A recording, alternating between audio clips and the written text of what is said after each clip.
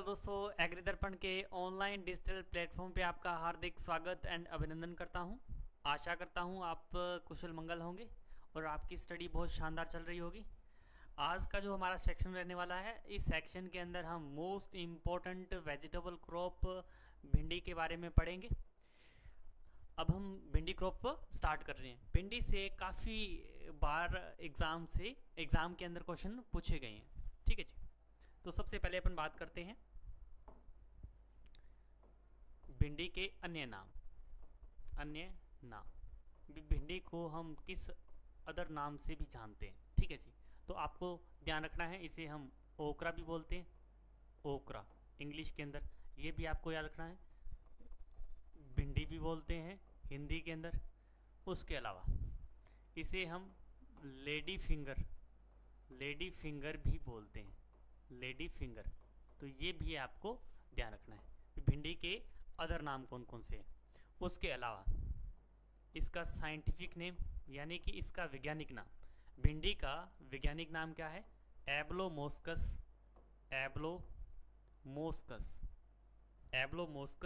एस्कुलेंटस।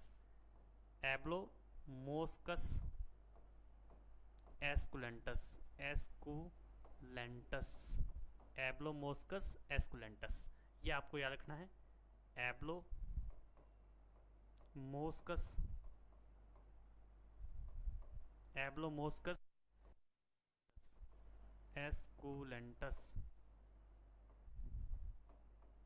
एस्कुलेंटस। ठीक है जी, एब्लोमोस्कस एस्कुलेंटस। उसके अलावा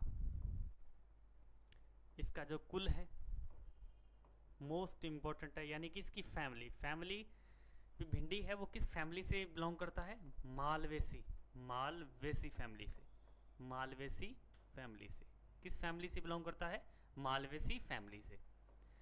एक और चीज आपको ध्यान रखनी है, जो अपनी कपास है यानी कि जो कॉटन क्रॉप है, फैमिली कौन सी है? Malvaceae family. ये भी आपको याद रखना है। उसके अलावा इसमें क्रोमोसोम नंबर यानी कि गुणसूत्रों की संख्या कितनी पाई जाती है भिंडी के अंदर? 130। मोस्ट इंपॉर्टेंट है, आपको याद रखना है।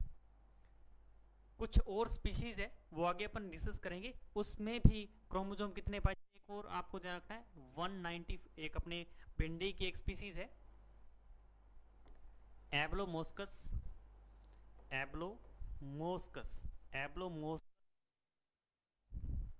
मनी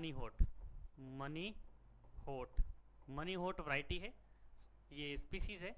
इसके अंदर कितने क्रोमोसोम नंबर पाए जाते हैं? 194 क्रोमोसोम पाए जाते हैं। ये भी आपको ध्यान रखना है।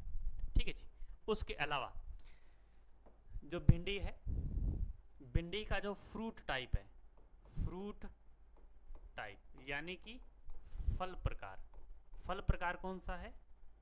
फल प्रकार, ये भी आपको याद रखना है। फल प्रकार है मोस्ट इंपॉर्टेंट कैप्सूल। इसका जो फल प्रकार होता है वो कौन सा होता है? कैप्सूल। याद रखना है भाई, कई बार एग्जाम के अंदर पूछा गया कि भिंडी का जो फल प्रकार है वो कौन सा है? कैप्सूल। उसके अलावा भिंडी का जो ओरिजिन पैलेस है यानी कि उत्पत्ति स्थल, ओरिजिन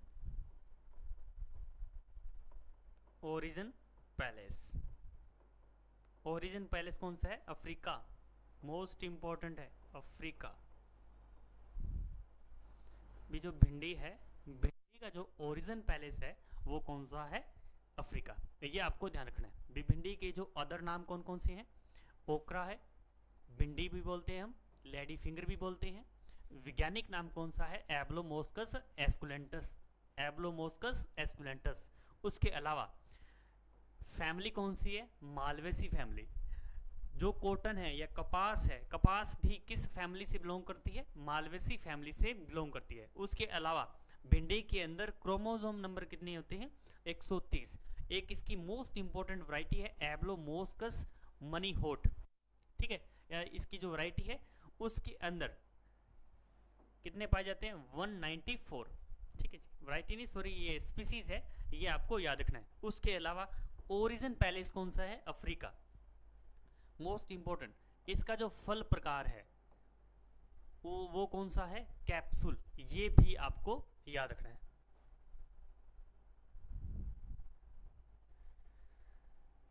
कुछ इंपॉर्टेंट पॉइंट है वो अपन डिस्कस करेंगे। इंपॉर्टेंट पॉइंट,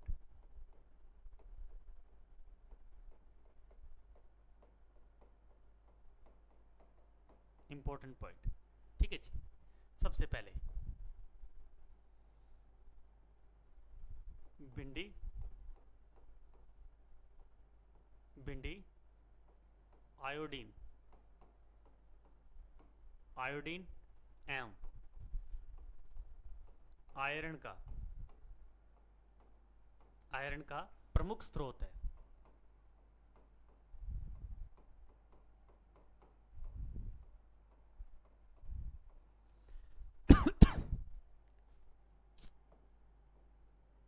ये पॉइंट आपको ध्यान रखना है। उसके अलावा भिंडी के बीजों में, भिंडी के बीजों में,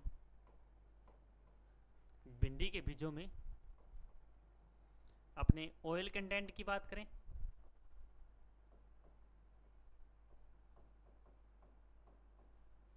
कितना पाया जाता है? लगभग 40%। ये आपको ध्यान रखना है। उसके अलावा प्रोटीन कितना पाया जाता है? प्रोटीन, तो प्रोटीन लगभग इसमें 20 से 30% क्या पाया जाता है? प्रोटीन पाया जाता है। तो ये भी आपको याद रखना है। उसके अलावा भिंडी के, भिंडी के तनों का, यानी कि स्टेम का, स्टेम का गुड़ को साफ करने के लिए, गुड़ को साफ करने के लिए, साफ करने के लिए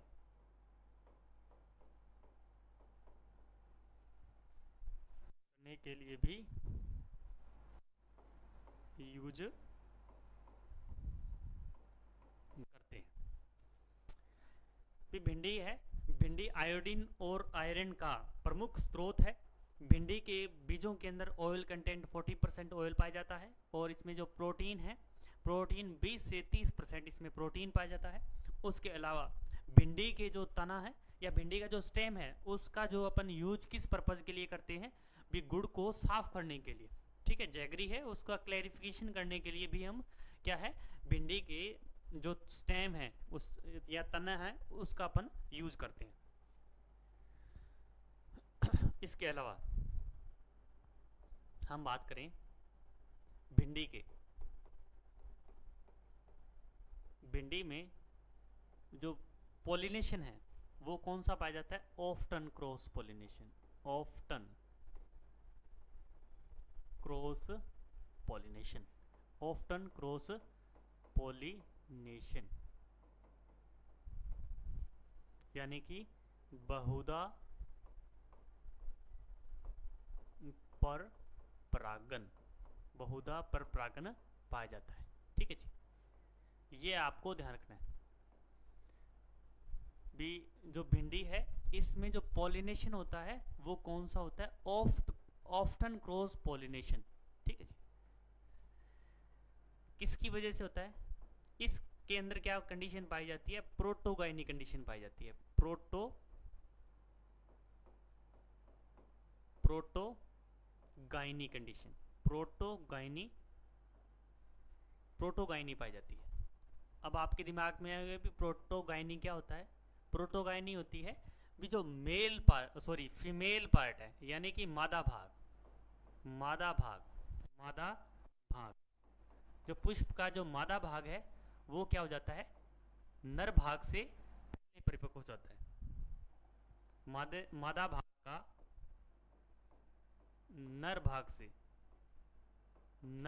से पहले क्या हो जाना? परिपक्व हो जाना, परिपक्व हो जाना, उस कंडीशन को क्या कहते हैं? प्रोटोगाइनी बोलते हैं, ठीक है। यानी कि इसमें क्रॉस पॉलिनेशन भी होता है, इसमें सेल्फ पॉलिनेशन नहीं होता, ऑफ्टन क्रॉस पॉलिनेशन होता है, ये आपको ध्यान रखना है। ठीक है जी। इसके अलावा आपको कौन सी पॉइंट आपको याद रखने हैं, इसकी कुछ स्पीसीज है वो आपको याद रखनी है। हाँ जी, इम्पोर्टेंट स्पीसीज, सबसे पहले हम बात करेंगे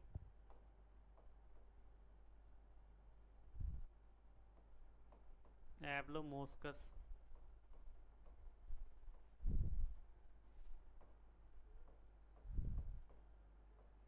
money hot, manihot, Abelmoschus manihot, Abelmoschus manihot. इसमें कितने क्रोमोजोम नंबर पाए जाते हैं? 194 क्रोमोजोम पाए जाते हैं। ठीक है जी, ये आपको ध्यान रखना है। उसके अलावा एब्लोमोस्कस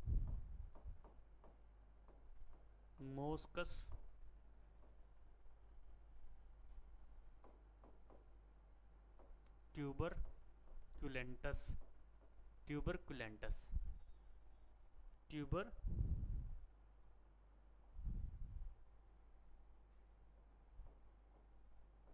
ट्यूबरकुलेंटस।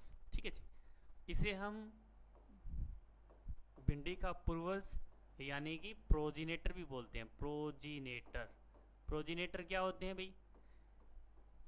जिससे इसका ओरिजिन हुआ, यानी कि जो भी भिंडी की जितनी भी स्पीसीज है उसका जो ओरिजिन है वो एब्लोमोस्कस ट्यूबरकुलेंटस से हुआ है। ठीक है, ये आपको ध्यान रखना है।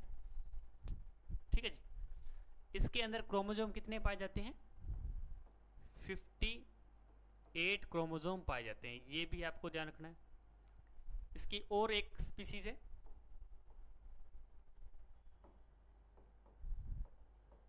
एब्लोमोस्कस, एब्लोमोस्कस प्यूजेनेंस, प्यूजेनेंस। ठीक है जी, प्यूजेनेंस। इसकी क्या खासियत बात है? इसमें इसमें जो भिंडी का प्रमुख रोग yellow mosaic, yellow vein virus, ये प्रति क्या होती है? ये प्रतिरोधी, प्रतिरोधी प्रजाति है, ये भी आपको ध्यान रखना है। भी जो येलो वैन मोजेक है उसके प्रतिरोधी स्पीसीज कौन सी है भिंडी की? एब्लोमोस्कस प्यूजेंस। ठीक है जी, एब्लोमोस्कस प्यूजेंस।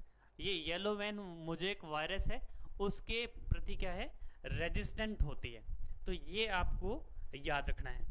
ठीक है जी,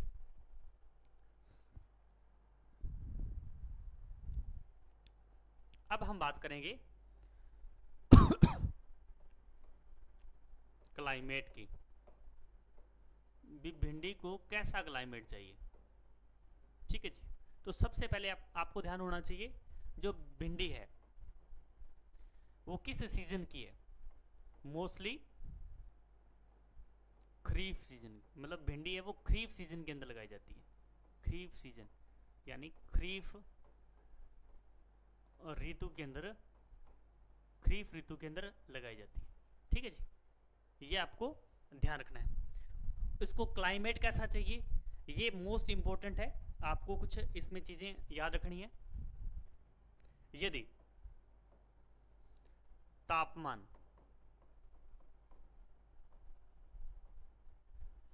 40 डिग्री से अधिक हो जाए, 40 डिग्री से अधिक हो जाए तो इसमें क्या हो जाएगा? पुष्प गिरने लग जाएंगे, पुष्प गिरने लग जाएंगे, गिरने लग जाएंगे, ये आपको ध्यान रखना है। उसके अलावा मोस्ट इंपॉर्टेंट है, यदि 17 डिग्री से कम तापमान है, 17 डिग्री से कम तापमान है, कम तापमान है, तापमान कम तापमान है तो क्या होगा?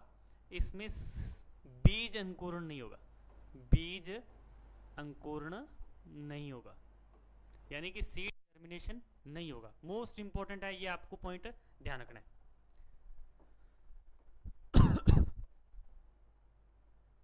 यदि 17 डिग्री से कम तापमान चला गया तो इसमें क्या होगा, सीड जर्मिनेशन नहीं होगा।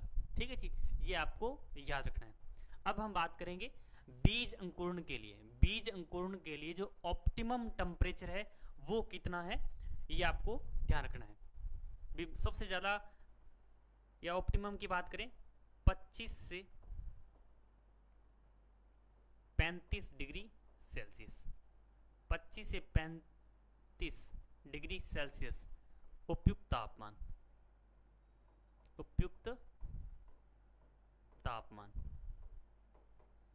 किसके लिए, बीज अंकुरण के लिए 25 से 35 डिग्री।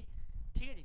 और जो फास्ट जर्मिनेशन है 35 डिग्री पे होता है, फास्ट जर्मिनेशन, जर्मिनेशन भी अंकुरण सबसे ज्यादा कितने डिग्री तापमान पर होगा भाई, 35 डिग्री सेल्सियस पे, आपको ये ध्यान रखना है। और एक आपने पॉइंट बता भी दिया था कि 40 डिग्री से अधिक तापमान हो गया तो क्या हो जाएगा, पुष्प ड्रॉपिंग हो जाएगी, ये आपको ध्यान रखना है।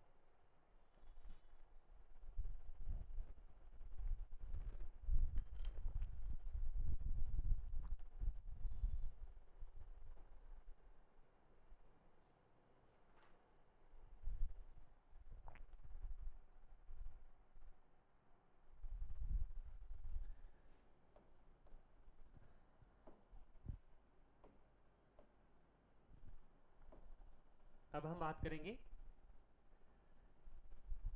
सीड रेट,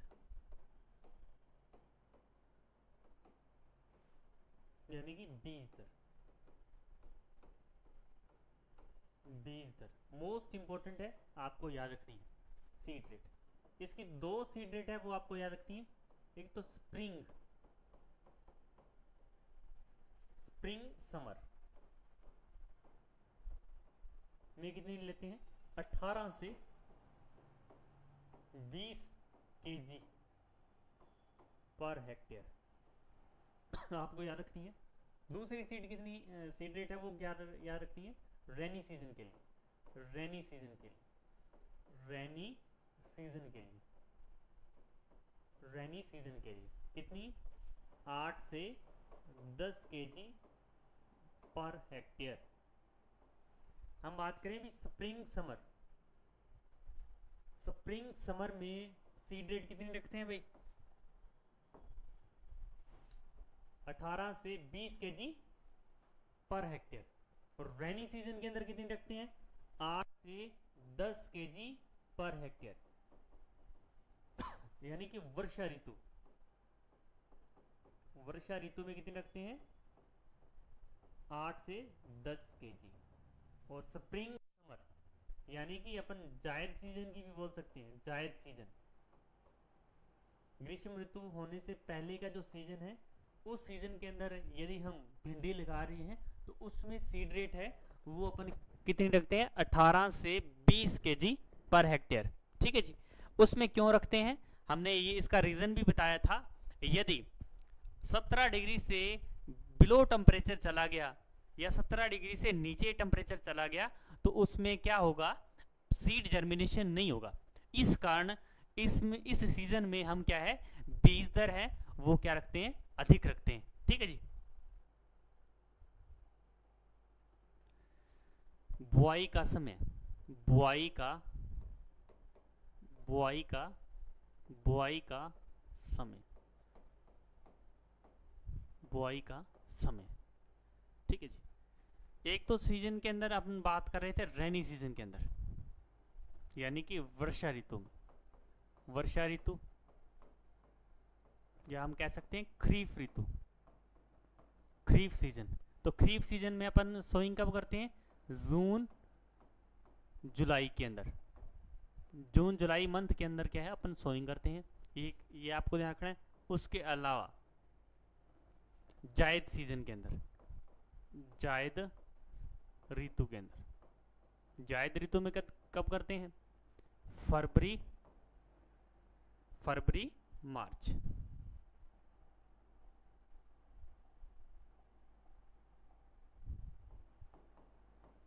फरवरी मार्च। तो ये आपको ध्यान रखना है, ठीक है जी। अब हम बात करेंगे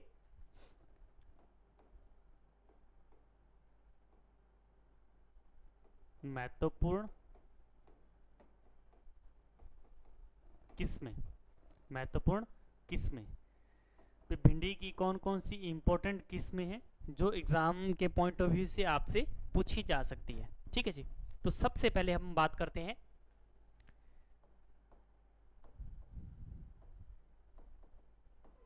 काशी लालिमा। काशी लालिमा मोस्ट इंपॉर्टेंट वैरायटी है अभी। ये काशी लालिमा वैरायटी है वो कहाँ से रिलीज हुई है? ये जो जो भारतीय सब्जी अनुसंधान संस्थान है, भारतीय सब्जी अनुसंधान संस्थान,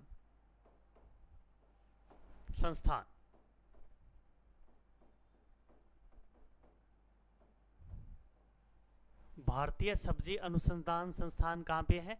वाराणसी। तो वहां से ये वैरायटी रिलीज हुई है। कौन सी वैरायटी? काशी लालिमा। इस वैरायटी की खासियत क्या है जी? इसमें ये मतलब रेड कलर की यानी कि लाल रंग की क्या है? लाल रंग की क्या होगी? भिंडी होगी। ये आपको याद रखना है, ठीक है। और इसकी जो न्यूट्रिएंटिव वैल्यू है वो अधिक होती है। उसके अलावा आजाद क्रांति,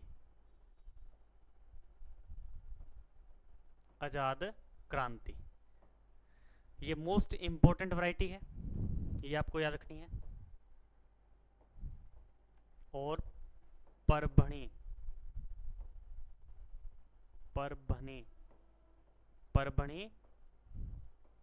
क्रांति आजाद क्रांति और परभणी क्रांति ये मोस्ट इंपॉर्टेंट वैरायटीज है जो आपको याद रखनी है। एक और वैरायटी है इसकी हरभजन।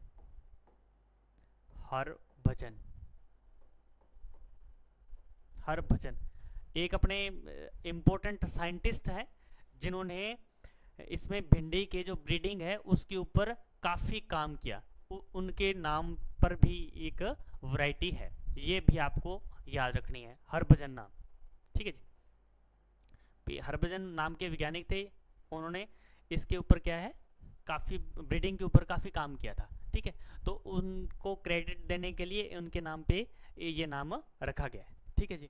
ये आपको याद रखना है। उसके अलावा पूसा मखमली, कौन सी वैरायटी भाई? पूसा मखमली इंपॉर्टेंट वैरायटी है, ये भी आपको याद रखनी है, पूसा मखमली। कुछ इसकी हाइब्रिड वैरायटी है वो भी आपको याद रखनी है, जैसे अर्का अनामिका, अर्का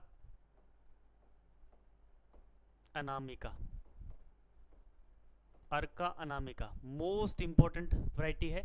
ये कहाँ से रिलीज हुई है?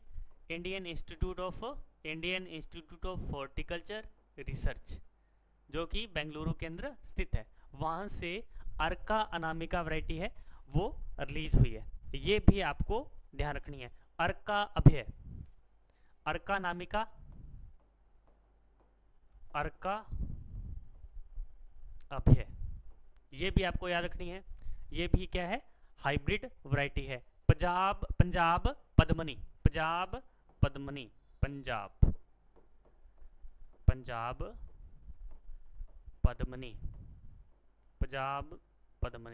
ये भी आपको याद रखनी है। पूसा स्वामी, कौन सी वैरायटी है? पूसा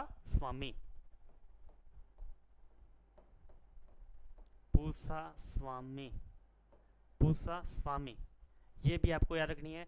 अर्का उपहार, कौन सी? अर्का उपहार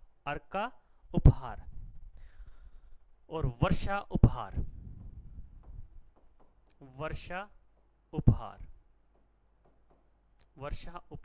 ये मोस्ट इंपोर्टेंट वैरायटी है, ये आपको याद रखनी है। और इनमें सबसे ज़्यादा इम्पोर्टेंट है अर्का अनामिका, ठीक है, ये नेशनल वैरायटी है, ठीक है जी। उसके अलावा अर्का भी है, पंजाब पद्मनी, पूसा स्वामी, हिसार उन्नत, हिसार उन्नत भी वैरायटी है, हिसार उन्नत, हिसार उन्नत।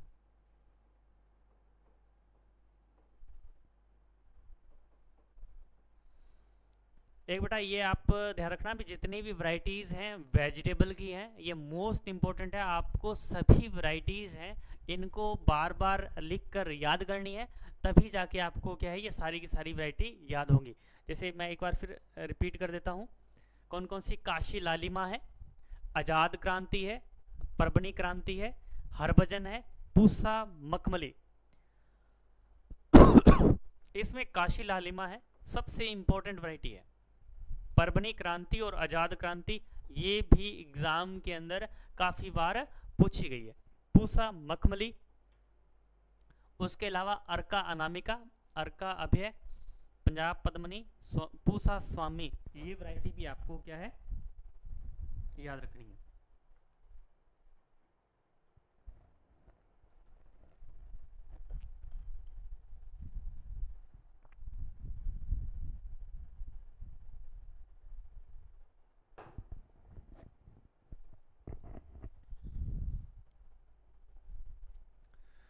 कुछ बेटा म्यूटेंट वैरायटी है वो अभी आपको याद रखनी है।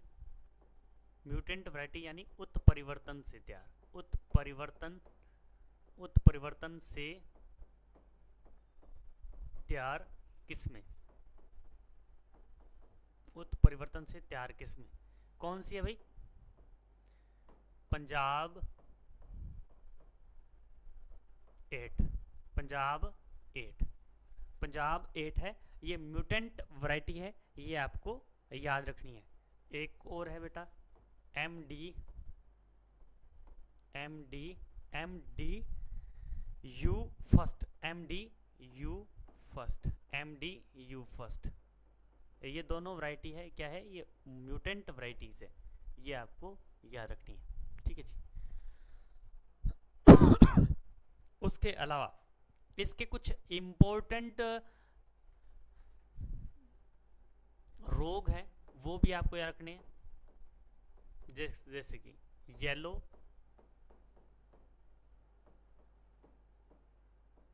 वैन मोजेक, मोजेक वायरस, ठीक है जी, yellow vein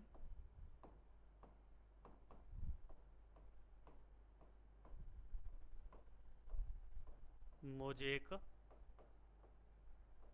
virus, yellow vein mosaic virus, ये प्रमुख रोग है किसका, भिंडी का। लगभग इसमें एक चीज ये ध्यान रखना है, इसका जो वाहक है, वाहक वो कौन सा है, सफेद मक्खी, सफेद मक्खी, सफेद मक्खी यानी कि व्हाइट फ्लाई भी। जो येलो वैन मोजेक वायरस है इसका जो वाहक है वो कौन सा है, येलो वैन मोजेक वायरस का जो वाहक है वो है सफेद मक्खी, ये आपको ध्यान रखना है, ठीक है जी। लगभग 50 से 90% इस रोग से 50 से 90% क्या है, हानि हो जाती है, ये भी आपको ध्यान रखनी है। भी इसमें लॉस कितना होता है, 50 से 90% क्या है, इससे लॉस हो जाता है येलो वैन मोजेक वायरस से। और आपको इसका वेक्टर ध्यान रखना है भी, जो वेक्टर का काम कौन करता है, वाइट फ्लाई, ठीक है जी। उसके अलावा इसका जो प्रमुख कीट है, प्रमुख जो कीट है वो कौन सा है, shoot and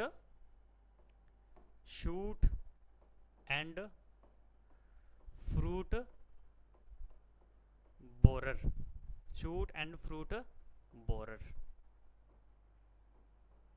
shoot and fruit borer इसका क्या है, प्रमुख कीट है, ये भी आपको ध्यान रखना है। उसके अलावा हार्वेस्टिंग कब करते हैं भाई? ठीक है जी बेटा, लगभग इसमें जो जैसे सोइंग के बाद बुआई के लगभग 40 से 45 दिन बाद 40 से 45 दिन बाद क्या हो जाती है? फ्लावरिंग हो जाती है, यानी कि पुष्पन हो जाता है।